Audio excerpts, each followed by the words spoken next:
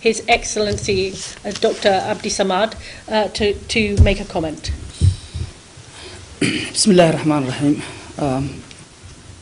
waxaan rabaa marka koowaad inaan u mahad celiyo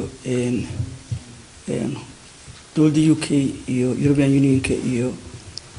Norway oo arintan aad nogala shaqeeyay waxaan kale toon rabaa inaan waxa la yiraahdaa salaam shacabka Soomaaliyeed meel kasta joogaan waxaan rabaa inaan idin sheego maanta waxa weeye muddo 20 sanadood markii ugu horeysay oo si official ah soo hor fariistaan xukuumadda Soomaaliya ka jirta TFG-da iyo Somaliland oo ay si official u bilaabaan inay wada hadlaan ayadoo ay ahayd laba maalmood dood dheer oo socotay waxa isla soo gunaanaday inay noqoto markii ugu horeysay oo la furo wada hadal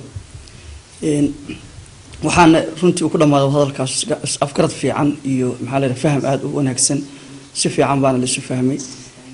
waxaan rajaynaynaa inay sii socoto oo meesheed ka sii socoto hadii Ilaahay yiraahdo waxaan rabnaa inaan ku baaqno shacabka Soomaaliyeed meel kasta joogaan inay kaalin ka geystaan international community labaduba ay kaalin ka geystaan sidii loo wadi lahaa arintaas oo loo socodsiin lahaa waxa ahayd dadka meesha isugu yimid laba technical committee ah oo ay kala hogaaminayeen dhinaca Somaliland maxamed Abdullaahi uu hogaaminay dhinaca dowladda TFG-da anigu aan hogaaminay oo laga wada hadlayay qaabkii loo abuuri lahaa wada hadalka iyo ajendayaasha qaabkii loo sadgareyn lahaa wada hadalku sii socon lahaa sida ogtiina qodobada meesha soo baxay waxa kamid ah in maxaa la yiraahdaa madaxda sare ay arintan ay review ku sameeyso ka bacdina ay maxaa la yiraahdaa endorsement u sameeyaan waxayna ahayd runtii moment aad u fiican waqti fiicanna waa soo helnay oo aan si fiican wada hadli karno meel fiicanna waa maxaa la yiraahdaa waa joognay runaantii anaga wada faraxsan bay noo dhamaatay waxaan rajaynayaa Ilaahay ka rajaynaynaa inay noqoto arin talaabo fiican noqota oo sii socota waqti badanna inay qaadan doonto umaleyn maayo laakiin waxaan is leeyahay waxay u baahan tahay in meesha ay joogto laga sii wado waxaan rajaynaynaa wixii anaga dhinacayaga ah inaan u diyaar garowno qaabkii aan kaalin uga geysan lahayn aad iyo aad baan mahadsantihiin bismillahir rahmaanir rahiim marka ugu horeysa waxaan jecelahay in aan halkan maadnaq uga soo jeediyo dowladda Britain dalka Norway iyo ururka midowga Yurub oo runtii hawl wanaagsan ka galay martigelinta iyo taageerada kulankan wada hadalka ah ee labada maalmood u socday halkan Somaliland iyo Soomaaliya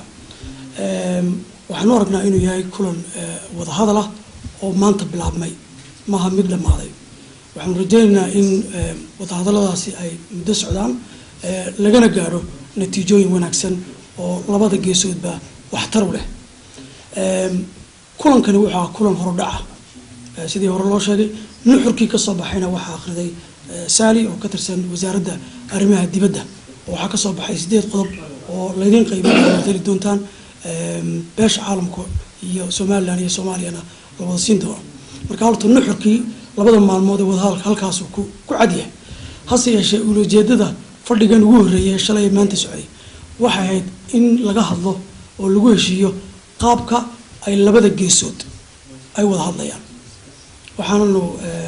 sidii wasiirku imika cadeeyay aanu ku heshiinay in qaabka wada hadallada mustaqbalka ee labada geesood in uu ahaado Somaliland oo dhinaca iyo maamulka kumeel gaarka ee Soomaaliya hadda ama hadii isbedel ku dhaco dawladda kale ka dambaysa oo dhinaca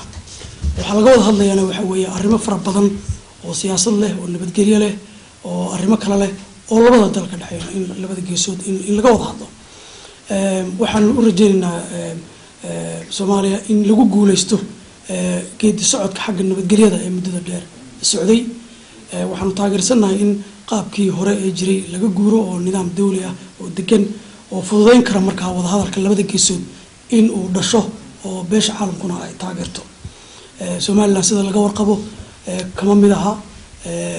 road mapka waxa loo yaqaan ama saxiixayaasha waa arrimo runtii Soomaaliya u khaasa oo jecelahay inaan taageero waliba ka bixino sidii loogu najixi lahaa himiladii Somaliland madax banaaniduna isbedel kuma sameeyay wada hadallada labada geesood oo kuwaanu jecelahay in aanu kamira dhalino hadii alla idmo aad baan soo dhaweynaa wada hadalkaasi maanta bilaabmay waa wada hadal sidaan sheegay hore u socon doona waxaanu jecelahay beesha caalamku inay taageero imka ay ka bixisay iyo mid ka badanba ay ka bixiso si labada geesood ay danaha khaaska u ah iyo arrimahooda ay uga tashadaan oo ay ku dhammaystaan si wanaagsan oo nabadgelya ah waad mahadsantihiin